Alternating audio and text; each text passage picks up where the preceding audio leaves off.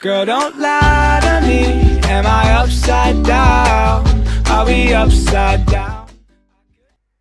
Hey guys, what's up? I'm Unity, and today we'll be doing a tutorial about fast renders in After Effects.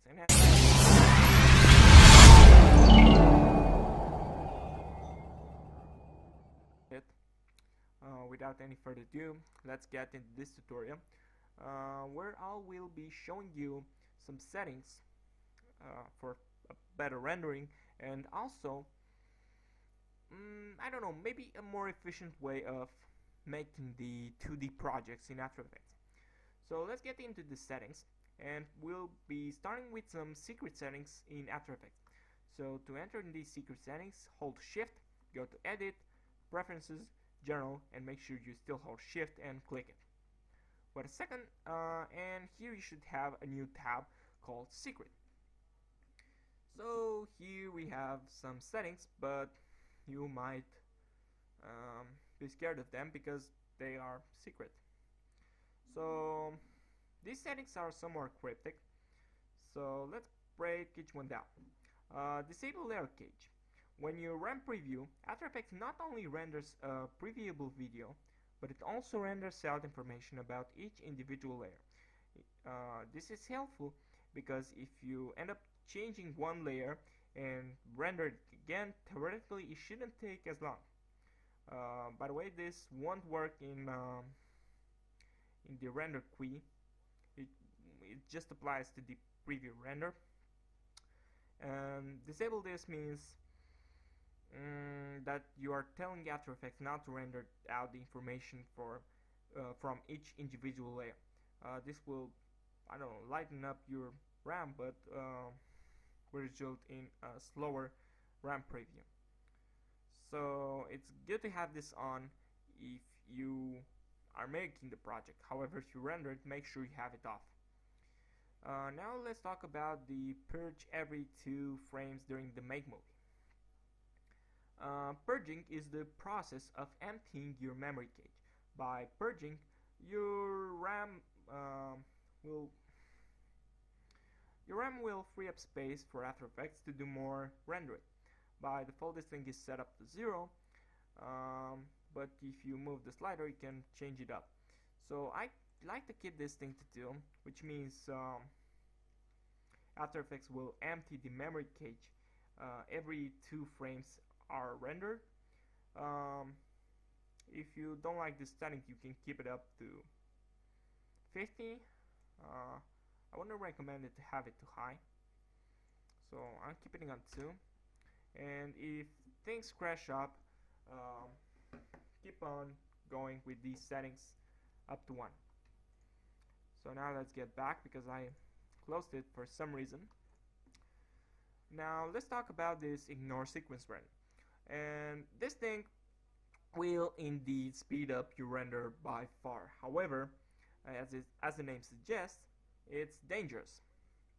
So what this does, as the name implies, when you have the ignore sequence rendering errors box checked, After Effects will disregard errors during the rendering process.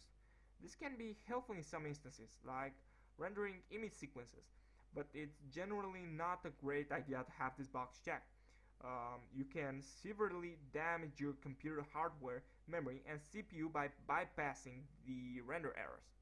So make sure you think before you activate this setting.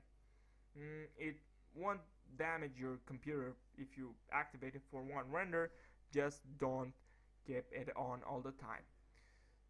Now let's talk about the disk cage. This cage, you all heard about cage. You all know it's good to empty it. Just do this. For some reason I have 1.3 gigs of disk cage. It's allowed max to 23 gigs, and yeah, that's pretty much about it. If you wonder what this can help you with, let's talk about that situation, which I think that you probably run into when After Effects won't let you RAM preview a project, telling you that you need at least 2 frames to do that. Why that happens is because your After Effects run out of cage space. So if that happens, go here, empty this up, and your PC, your After Effects will have more space to work with. Okay, now let's talk about a more efficient way of making the 2D projects. So After Effects, I don't know how to explain this. Let's just make a composition, and I'm gonna try to explain to you like this. So composition 1, I don't care about settings. So here, for this more efficient way of making the 2D projects, I recommend having the Photoshop installed as well. I'm gonna keep Photoshop on. While it starts, I'm going to explain you some things in After Effects. Get out of here.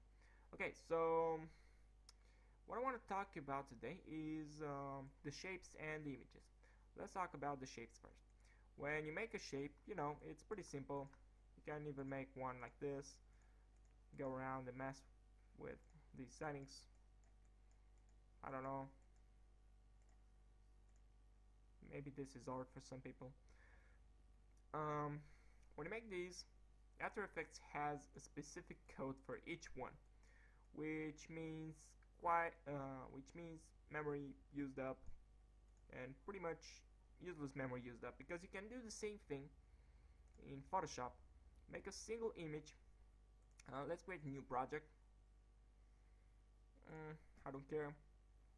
I make the same shape in Photoshop and then import it as an image in After Effects, and that will speed up the render by far, because as I told you, and as you already pretty much guessed, After Effects works much faster with images rather than a shape made in it, which sounds kind of ridiculous if you think about it. Anyway, there's one more thing to add to this thing. So for example, if you work with an image again and want to add, for example, an effector to it, let's use this one. So here's the image I downloaded on I don't quite remember. Anyways, if you want it, I'll leave a link in the description. So let's talk about this image, for example.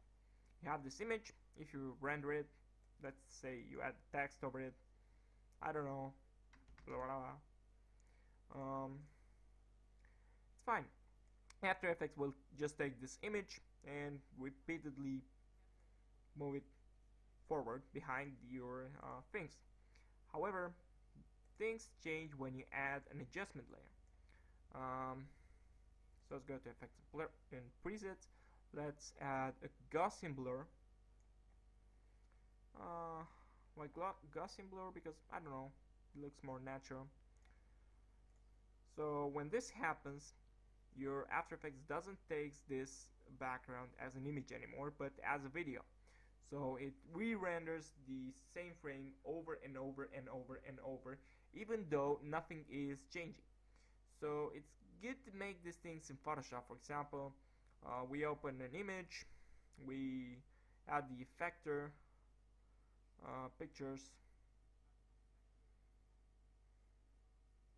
I don't know which image was that.